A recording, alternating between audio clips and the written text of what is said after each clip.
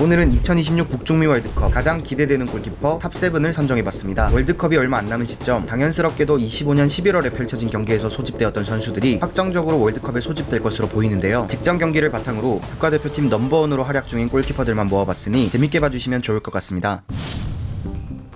7위는 분데스리가 최고의 골키퍼 그레고리 코벨입니다. 얀조머가 유로 2024를 끝으로 국대 은퇴를 선언하며 스위스 넘버원 골키퍼로 활약하게 된 코벨. 리그는 물론 전 세계를 통틀어도 수위급 선방 실력을 자랑하는 골키퍼로 노이어의 전성기가 지난 현재 분데스리가 최고의 골키퍼로 평가받고 있습니다. 195cm의 큰 키를 가지고 있음에도 공중볼 처리와 크로스 저주율이 낮다는 점, 현대 축구의 골키퍼가 가져야 하는 발밑이 투박하다는 점이 단점으로 뽑히기도 하지만 골키퍼가 가져야 할 가장 중요한 선방 능력에 대해서는 이견이 없기에 이번 월드컵 기대가 되는 골키퍼라고 생각합니다.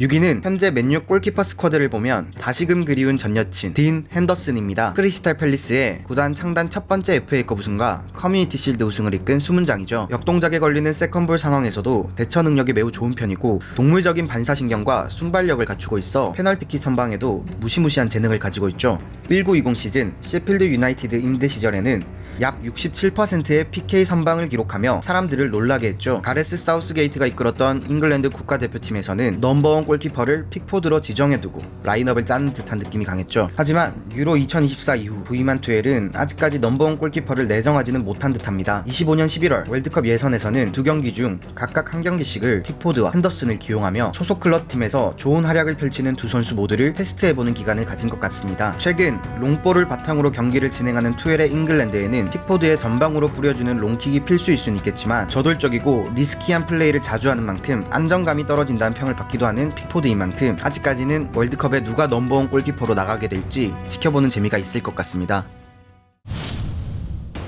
5위는 프랑스의 붙박이 넘버원 골키퍼 마이크 메냥입니다. 유로 2024 4강전 스페인에게 아쉽게 패하며 그들에게 결승전 및 우승까지 뺏긴 프랑스. 하지만 메냥은 개인적으로는 유로 2024 베스트 11에 뽑히며 대회 최고의 골키퍼로 인정받았죠. 전방으로 뿌려주는 롱킥이 매우 위협적인 선수이며 패스 시 양발을 모두 준수하게 사용하는 것으로 보입니다. 위급한 상황에서는 스위퍼 키퍼처럼 전방으로 빠르게 튀어나와 커버하는 스타일도 갖추고 있어 현대 축구에서 골키퍼가 가져야 될 자질은 모두 상위권에 속하는 것 같습니다. 문제는 190이 넘는 거구에 단단한 몸을 가진 것처럼 보이지만 부상이 매우 잦은 스타일입니다. AC 밀란 이적 이후에는 거의 매 시즌 장기 부상을 꼭 하나씩은 당하는 모습을 보였고 그런 여파 때문인지 직전 시즌인 24-25 시즌에는 이름값에 비해 능력치가 많이 떨어진 모습을 보이기도 했습니다. 그러나 월드컵 버프가 진짜 존재하는 것 같습니다. 이번 25-26 시즌에는 다시금 원래의 모습을 되찾은 듯 보입니다. 18경기 출전, 클린시트 7회, 90분당 선방 횟수도 2.67회로 전반기 활약이 꽤 준수한 편에 속합니다. 2022 카타르 월드컵에도 장기 부상으로 참가하지 못한 만큼 이번 북중미 월드컵에서는 최고의 몸 상태로 참가할 수 있으면 좋을 것 같습니다.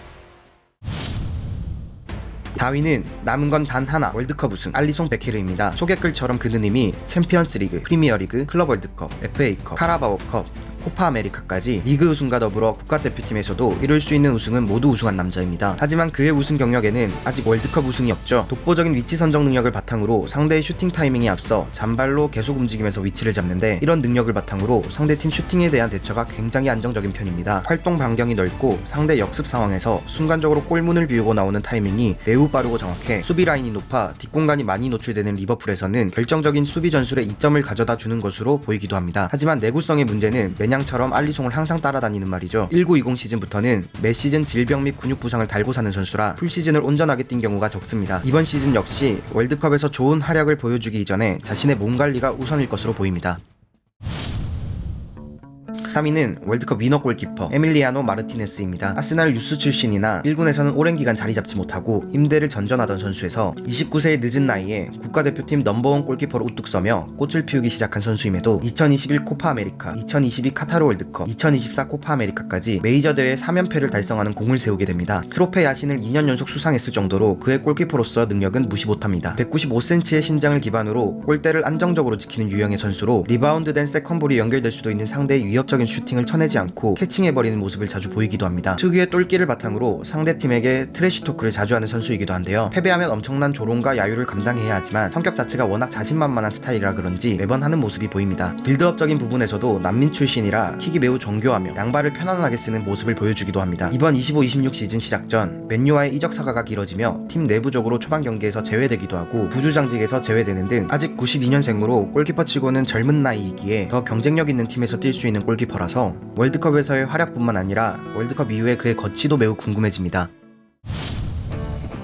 2위는 만 16세의 나이에 빅클럽 AC밀란의 수문장으로 발탁된 남자 잔루이지 돈나루마입니다. 현대축구에서 스위퍼형 키퍼 혹은 발밑이 좋아 빌드업에 참여가 가능한 키퍼가 판을 치고 있는 곳에서 가장 클래식하게 과거의 향수를 자극하는 선방 능력 하나를 가지고 승부를 하는 선수죠. 돈나루마는 매우 특별한 재능을 가진 걸 해외 축구 팬들은 일찍부터 알게 되었죠. 15-16 세리에 A 시즌 시작 전 프리시즌 당시 레알 마드리드와의 친선전에서 앳된 남자가 골키퍼 장갑을 꼈을 땐 유망주 테스트라고 생각한 사람들이 대부분이었습니다. 하지만 그의 리그 30경기에 출전하며 클린시트 11회를 기록했고 세계 축구 팬들은 골키퍼 포지션에서 미친 재능이 나타났음을 알게 됩니다. 보통 골키퍼의 특성상 빅클럽일수록 경험 있는 골키퍼를 선호하는 경향이 크고 4 포지션에 비해 오랜 나이 활약이 가능한 포지션이다 보니 이런 경우가 역사를 통틀어봐도 없는 상황이었죠. 그가 경기에서 하는 모든 행동은 최초로 기록됩니다. 하지만 AC밀란과 재계약 파동 이후 팬들과의 대립이 깊어집니다. 파동이 있었던 이후 시작된 17-18 시즌 기량이 떨어진 모습을 보여주며 팬들이 그의 유니폼을 거절하는 등 악순환이 이어지죠. 당시 기록은 38경기 출전 42실점 클린시트 12회 나쁘지 않은 경기력이었다고 생각했지만 직전 시즌에 비해 실력이 점차 떨어진 것과 재계약 파동으로 팬들의 눈이 곱지 않았죠. 결국 20-21 시즌이 종료된 이후 그는 FA로 PSG에 합류합니다. 24-25 시즌 팀의 구단 최초 UEFA 챔피언스 리그 우승 및 트래블에 큰 공헌을 하며 PSG 역사상 최고의 레전드 골키퍼로 추앙받게 되죠. PSG 커리어 동안 161경기 156실점 클린시트 56회를 기록했고 이번 25-26 시즌 시작 전 약 2,600만 파운드에 맨시티로 이적하며 미친 듯한 선방 장면을 다수 보여주며 펩시티의 우승 경쟁에 큰 일조를 하고 있습니다. 이런 선수가 왜 2위일까? 이유라면 알고 계시겠죠? 유럽 예선에서 이탈리아가 5승 3패 I조 2위로 노르웨이에게 본선 직행 티켓을 내주며 플레이오프를 통한 출전권 획득을 해야 하는 상황입니다. 북아일랜드와 준결승을 치른 후 웨일스, 보스니아 중 승자가 결승을 통해 승리해야만 이미 2회 연속 월드컵 진출 실패로 이탈리아의 자존심에 금이 간 상황을 3회로 늘릴 수 있지 않을 것 같은데요. 혹시나 돈나루마를 월드컵에서 못 볼 수도 있겠다 싶은 마음에 1위로 선정하지는 않았습니다.